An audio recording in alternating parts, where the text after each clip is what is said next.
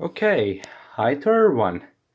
Today I got my own CC3D flight controller and made a homemade servo holder just to test out how I would set it up so when the frame arrives I don't need to think too much. I can literally just paste it on the frame. So first thing that we're gonna do is we're gonna activate Libre Pilot. Oh wait, wrong thing. Just click there. And now we will wait. There you go. So currently, for me, if the camera ever focuses, it's currently 2057. Remember that. Okay, so currently it's 2059. That's how much time it took. So now we'll go into configuration and I'll just plug the flight controller in like that. See, it's flashing. You need to get excited about that.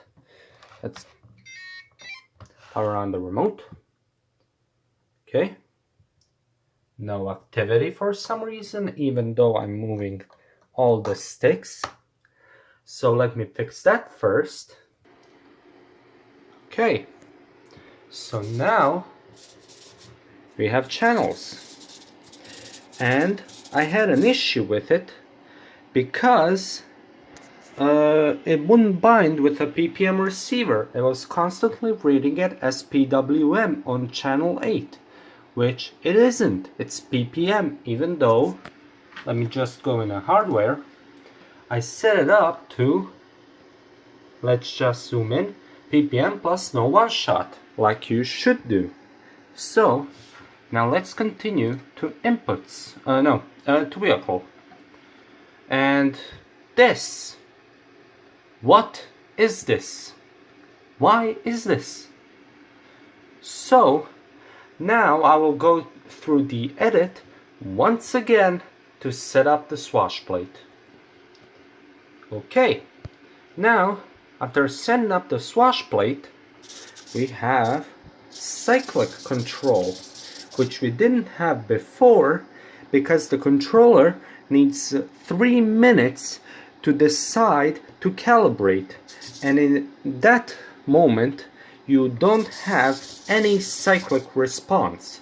That's why I programmed my 3-position switch to put it in a manual mode when the throttle is disabled, so I can use cyclic without waiting for this damn thing to calibrate. And now we get to the issue. Okay, you see how when I move the stick like this, the front servo shouldn't move, and that's what happens, right? That's good. And the swash plate moves symmetrically all the way around without any issue. So now we get to the problem.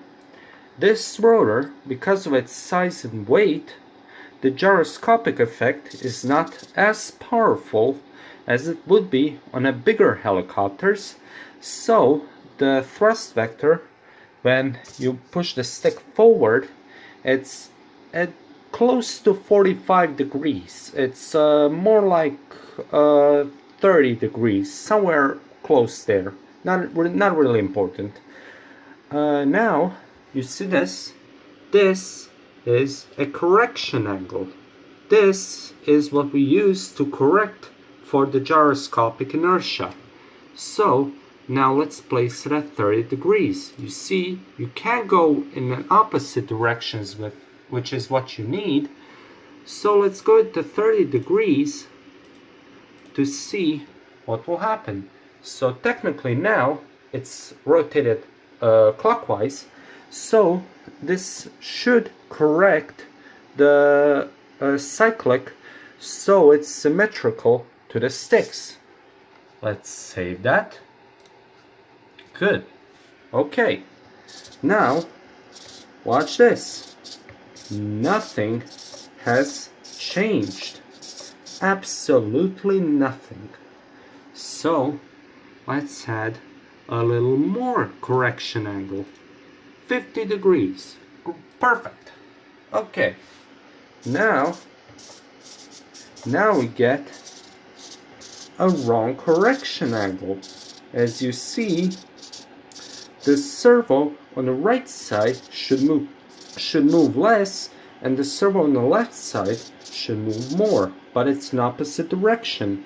So I thought, well then, we need to go in a negative correction, which is impossible.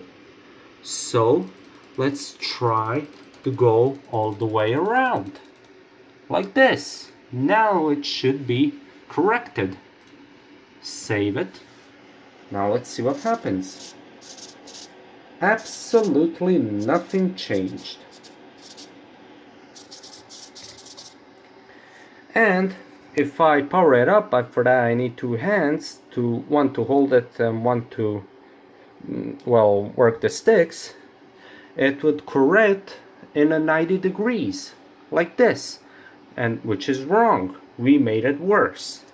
So now if I go back to 0 degrees, because I want to save this mess, see what happens.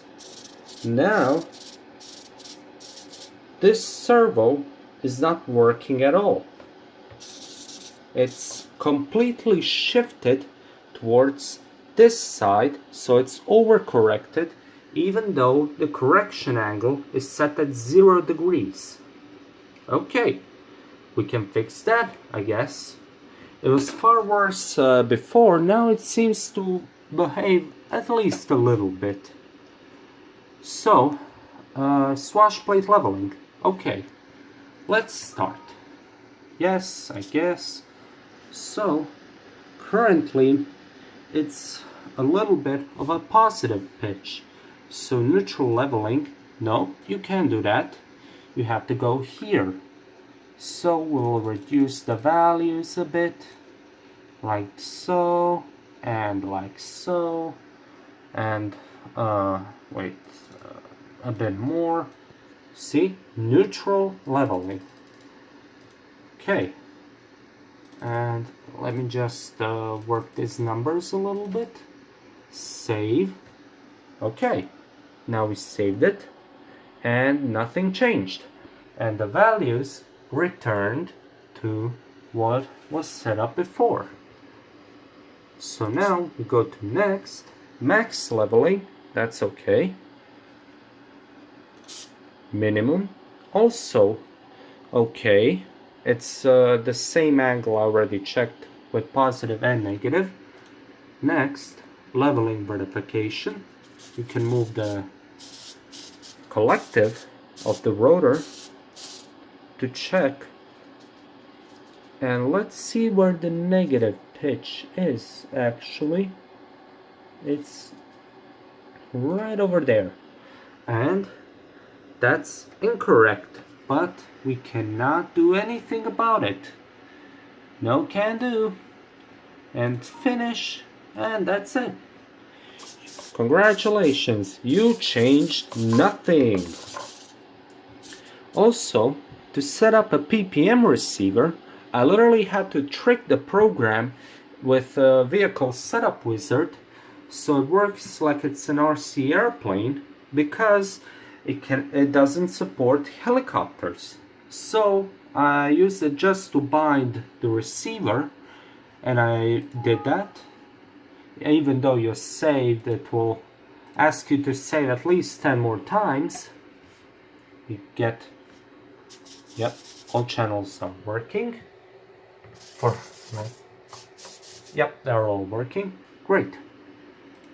Outputs completely, even if you change them to set them up correctly, they get messed up like this, so you can't do anything. You see this roll 2? That's this servo right here on the left.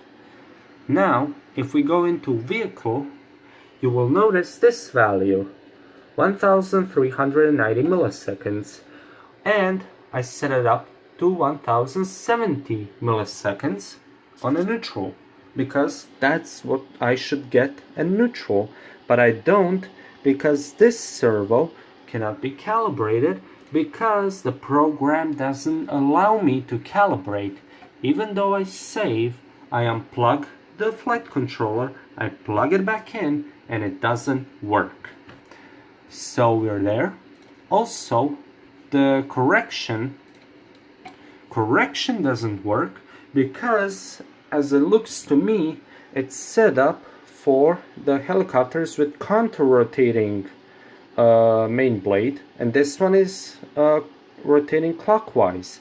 So you can simply use this as a shit thrower if you don't have it counterclockwise. So we're stuck there. Engine mount rotor, that's all okay. It seems to function properly on those sides. So yeah, I'm pissed a bit about this.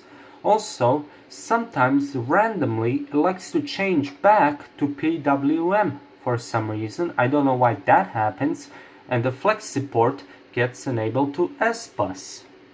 So I would like to know what's wrong with this part. Like, it was so hard for you to place a negative value? Was that so hard? And even if it was impossible, you could place it at 90 degrees so you can go in a negative direction. Or in this case, counterclockwise. Was that so hard? The program is completely untested for aircraft. And only reason why I bought this CC3D flight controller is because I heard that it's great for RC helicopters, especially in this size range, because CC3D Atom is so tiny. And I said, well, let's buy it, what can I lose? It's actually pretty cheap, and I'm actually impressed with how sensitive a gyro can be set up. And in a self-stabilizing mode, it will shake a bit because, as I said, the correction angle doesn't work, so it cannot correct properly. So yeah, I would like to know what's happening with this program, because I heard so many good things, but for now I don't see them, and I'm pissed. I've been working 3 days just to bind the damn thing to the receiver, which wasn't working for some reason, but in a setup wizard it was working completely fine, like there is no issue whatsoever. So I'd like to know what's happening over there. Why can't I select ppm and then place on what pin is it on and just let it read? Why does it need to go through so many processes just to bind the receiver to it? And after you bind everything, you need to go through the swashplate leveling that doesn't work. Then you need to set up inputs where you are really restricted for reason of arming settings, because I placed it on accessory 0, but there is no slider that allows you to select on what milliseconds should it arm, because I wanted to set it up so it works on this slider, because it will be gasoline powered, so I can have throttle here and select what kind of RPM the rotor will spin on. But no, they decided, nah, fuck you, you don't need that shit, you don't need any of that shit. This is a failsafe, so it set up the throttle to -100 is what you need, and all other values are okay. But then transmitter decides to fuck up and doesn't allow you to manage failsafe on the slider. You literally have to have a 7-channel, 8-channel receiver on this thing just to set up a damn failsafe. You need 2 channels for a damn failsafe. Who does that? So yeah, this is separated for some reason in 3 columns. My camera was probably out of focus this whole time. Well, fucking great. And if you want to set up roll 1 and roll 2, no, you can't set up that the same, because it will be separate in these columns that you cannot change for some reason. So yeah, that's completely fine by me. I'll just chuck this thing into in future projects and be done with it. I mean, why would program work? Like it, the CC3D was so long on market, and it's still this simple problems that nobody fixed.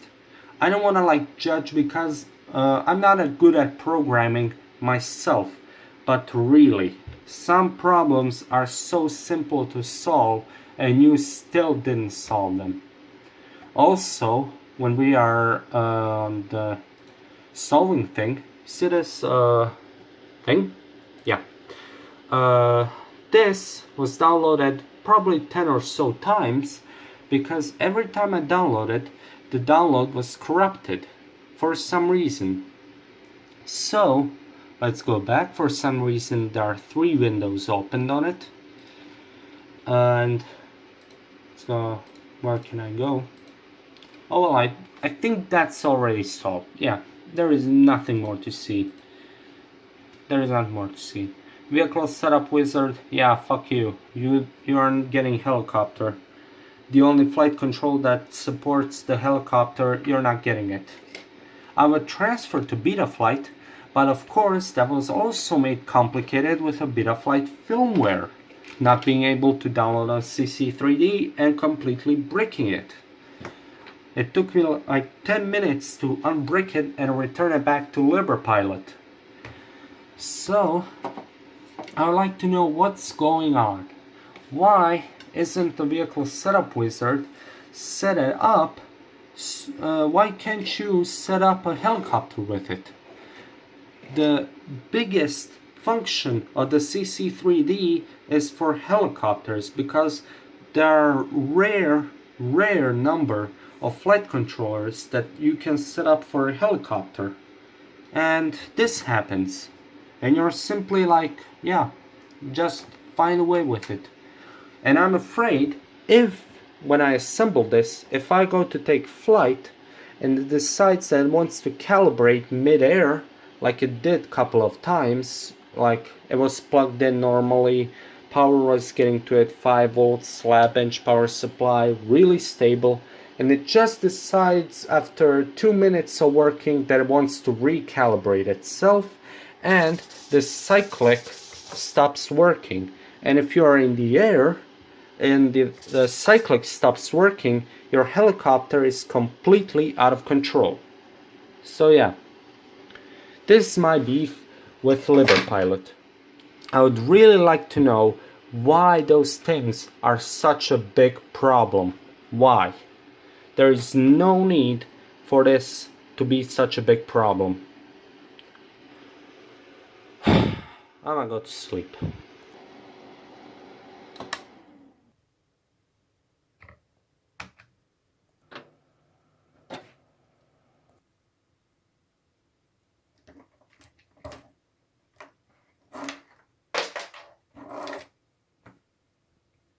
Yeah.